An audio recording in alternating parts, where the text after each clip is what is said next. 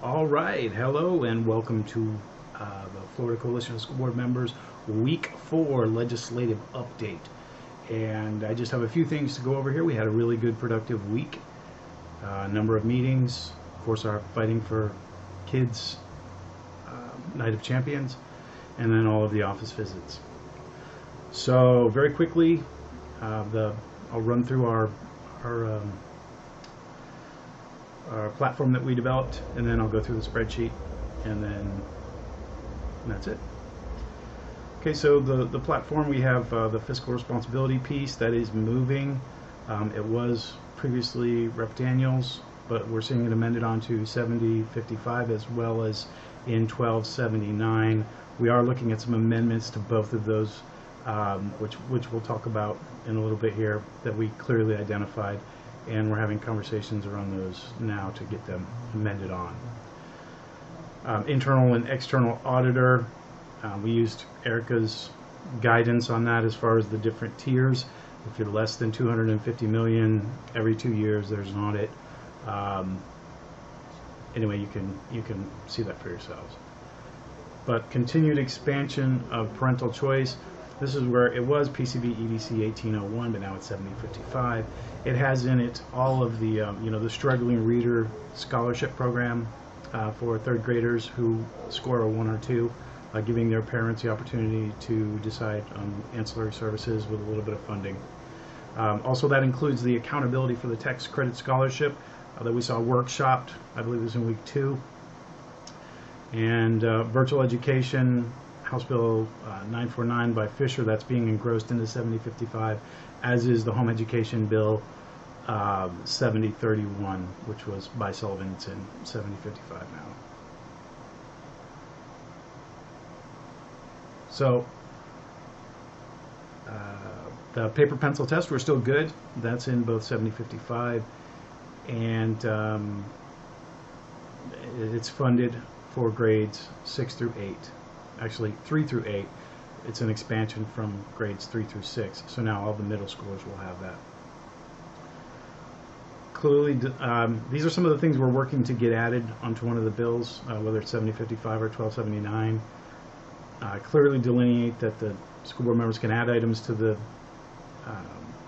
agenda for discussion, and bringing the school board administrative assistant under the school board, and indeed the whole concept of a school board unit, and especially within the budgeting piece, is something that we've been working on, and it just makes sense.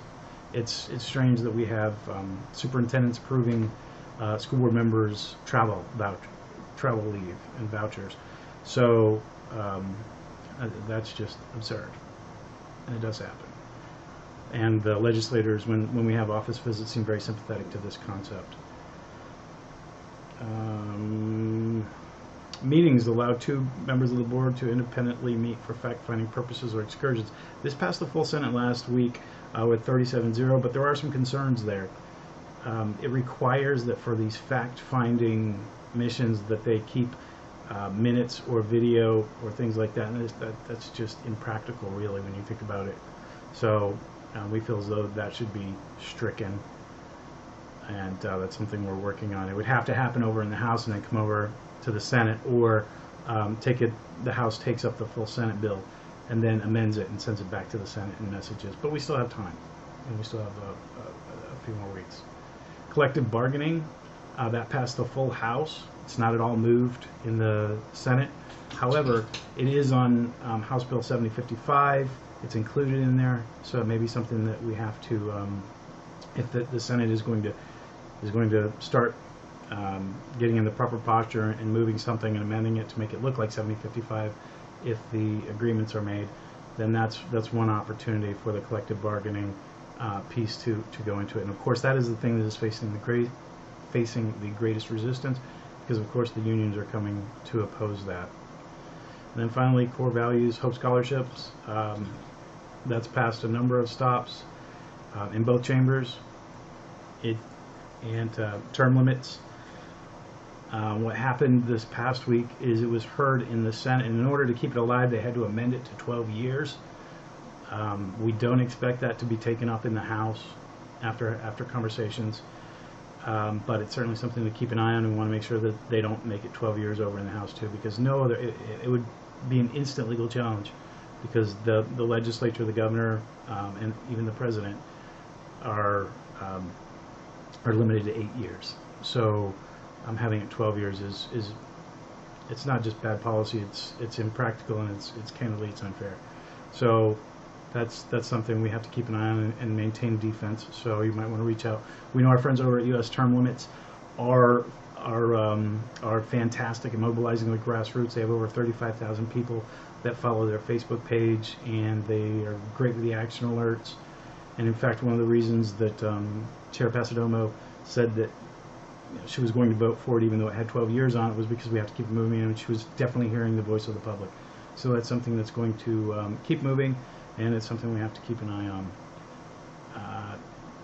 Higher education, Senate Bill 4, that has passed over in the Senate, and I need to check on it in the House. It seems there's a little bit of back and forth as to what that actually includes, so something to keep an eye on. So let's go ahead and pull up our spreadsheet here and move to that. Don't want to leave that. Sunshine, that's has one more stop probably this week in government accountability. It's moving along, and it's again that's cleared the full Senate. So we're probably going to want to get that amendment here in the government accountability, and that's in deleting lines 56 and 57, which have the requirement for video recording on these fact-finding missions. And HB1, that's passed 2 committees, and it's up in full education committee probably this week. It's passed 1 committee over in the Senate, and it approves. Tax referenda, that's something that it's passed the full House this past week. It has 4 stops over in the Senate, so that tells you it's a bit of an uphill climb. But the good news is it's already been heard in 2, so it seems as though that one is picking up speed. The collective bargaining piece, again, full House, passed, not yet heard in the Senate. Fiscal best practices, we're working on it, paper pencil through 8. Moving along. Informed parent choices. Well, they added a piece about transparency in the testing questions and things like that to 1279. Something certainly to keep an eye on. The main thing is to identify what the companion bill over in the Senate is going to be. I'm still waiting to hear back on that so that we can focus our energy and efforts there. Transparency in board spending, that's the one that requires that boards vote on the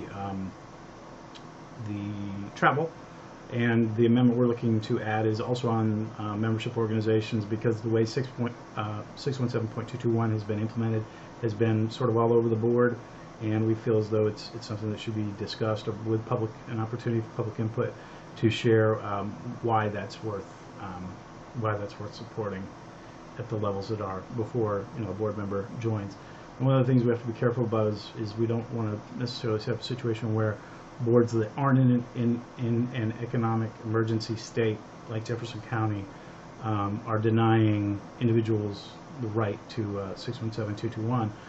So we have to be very careful that the amendment is just right with that, or it may be something we may have to walk away from.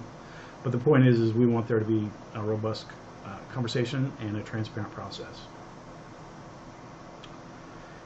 And home education and virtual education, those are both engrossed into 7055, although some of these things are still moving independently, because 7055 is kind of an all or nothing, and that's going to be the real question, is between the 2 chambers, if they can sort out all their differences. And if not, then our high priority stuff needs to have an individual vehicle that isn't 7055. And that pretty much covers it. There are a couple things that are interesting, and I've had conversations with individual members about civics literacy. And in fact, we talked with Chair Huckel this past week. She feels as though they've gutted it over in the House, but what they've done in the House is made it a sort of a mandatory elective, but not a hurdle to graduation.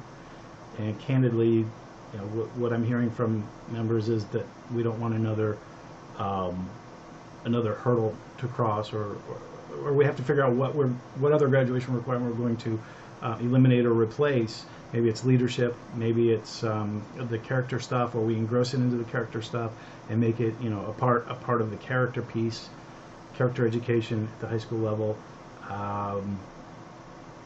So those are some of the things to think about as we position these issues and get them ready to get across the finish line. Can't believe we're almost there.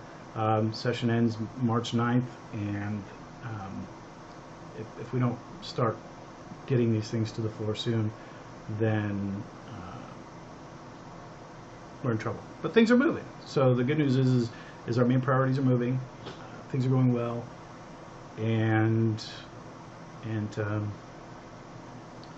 with that, I look forward to chatting with you all as a group or individually. Thanks, and stay relentlessly dedicated to student success.